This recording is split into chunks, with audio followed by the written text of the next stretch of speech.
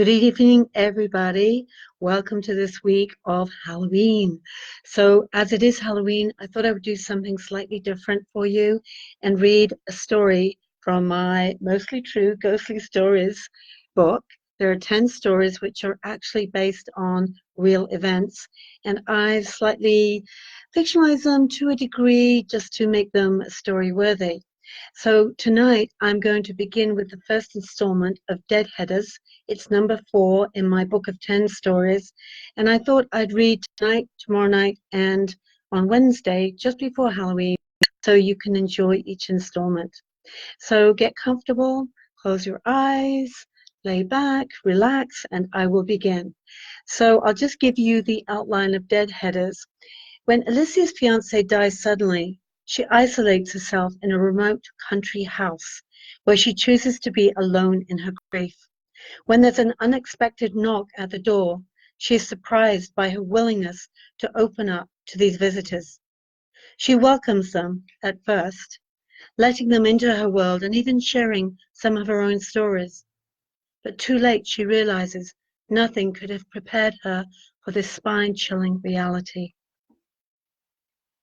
Deadheaders by Natasha Rosewood. Tell us a story. It was a familiar bed.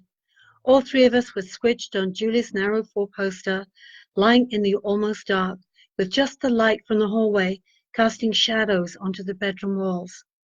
While I affectionately called Julie and Marcus my adopted children, they were officially the children of my housemate, Stephen. I was still grieving after the death of my fiancé 1 year previously. Just days after proposing, Peter had died very suddenly. Heart attack, gone just like that. Genetic weakness, the autopsy had revealed. Nothing could have, would have, saved him, as it was one of those untraceable conditions. With Peter went my dream of a family, children, and all the other plans we had made for a new life together. Now my biological clock has ceased to tick, and I had no desire to entertain another relationship. 10 months after his passing, I had moved to another community where I was a complete unknown. With my flight attendant days long behind me, I was now making my living from an online consultancy business and had the luxury of living anywhere with internet access. Not knowing a soul in this country village, which is the way I had wanted it, I had bought an old, remote, 3-bedroom cottage. My new home sat hidden in a dense copse of silver birch trees and was only accessible by a winding, unpaved driveway, which gave me the privacy I craved. Resenting other people's happiness, I did not encourage curious neighbors to visit asking painful questions. As Greta Garbo used to intone, I want to be alone, and I wanted the same thing. But after 2 months of arranging, then rearranging the furniture, I began to feel like a ghost rattling around in my own home. Maybe, I thought, I should rent out 1 or 2 vacant rooms. The thought, however, of placing an ad in the paper and having potentially weird strangers show up at my door was something I couldn't face. So I resigned myself to living with the ever-palpable silence. It was Tuesday. A thick early morning mist lay over the fields in front of my home. My coffee had gone cold at my computer desk. While on my way to the kitchen to top it off with hotter liquid, I heard a tentative knock at the door. I stopped, put the mug down on the kitchen counter and listened. Another knock, firmer this time. Maybe it was the guy from the tree topping service I had spoken to last week. Even now in the early summer, the winds howled around the house some nights, and the taller, weaker trees leaned precariously close to the roof. Darn, hadn't I asked him to call first? As I opened the door, my stomach churned with a mixture of excitement and of fear, and I didn't know why. The 40-something man smiled back at me shyly. He was flanked by 2 children, a girl and a boy, both under 10, I guessed. Though the children were clean and well-dressed, and the father was elegant, they all emanated a feeling of, what was it? Being lost? Then both children beamed up at me. Instantly I felt a sense of both empathy and déjà vu, as if I had been waiting for them to show up. Can I help you? I asked the man, sure that they were simply looking for directions. Well, I heard that you might be renting rooms. Oh, you did? I couldn't remember mentioning the thought out loud to anyone. How had he heard? Well, I was stalling for time, trying to make a decision. Then glancing down at the children, I heard words coming out of my mouth as if spoken by someone else. Yes, I am actually. Would you like to see them? As if remotely programmed, I stepped back, allowing the small troop to enter my sanctuary. I turned and led the way to the back of the cottage, indicating through the open doors the two vacant bedrooms. The beds were made up and furniture arranged, I realized, as if the rooms had been waiting for this particular family to arrive. Stephen told me his story. We soon discovered that we shared a commonality. A year ago, the whole family was involved in a bad car accident. He was driving.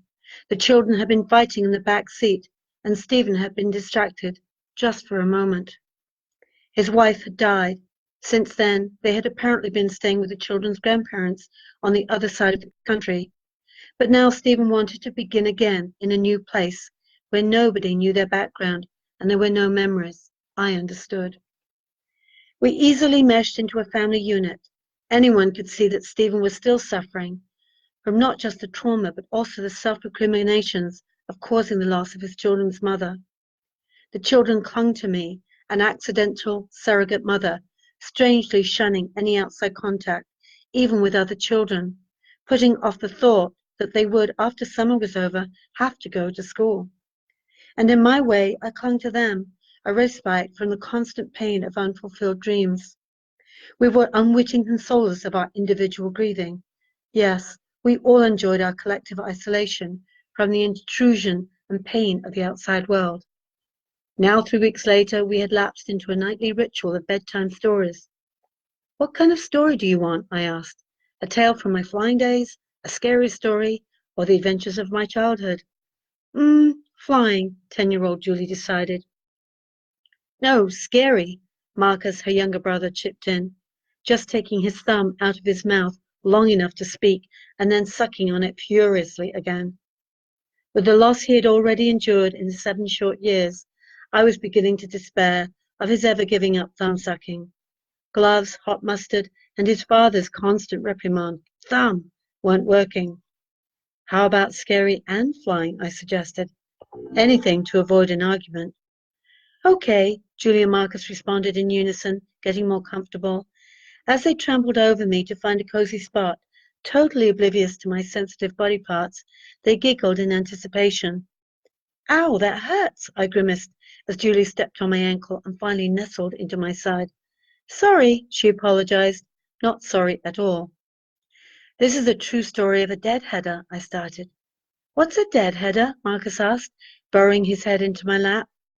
Well, when I was a flight attendant, deadheaders were airline crew members who had worked their maximum number of hours, so they had to fly home as passengers, either on an empty aircraft or on another passenger flight. But this story is about a completely different kind of deadheader. They both nodded. I wasn't sure they understood, but I continued anyway. That's the end of the first installment. So come back tomorrow night or listen later on YouTube, and I will tell you the second installment. Look forward to seeing you then. Bye.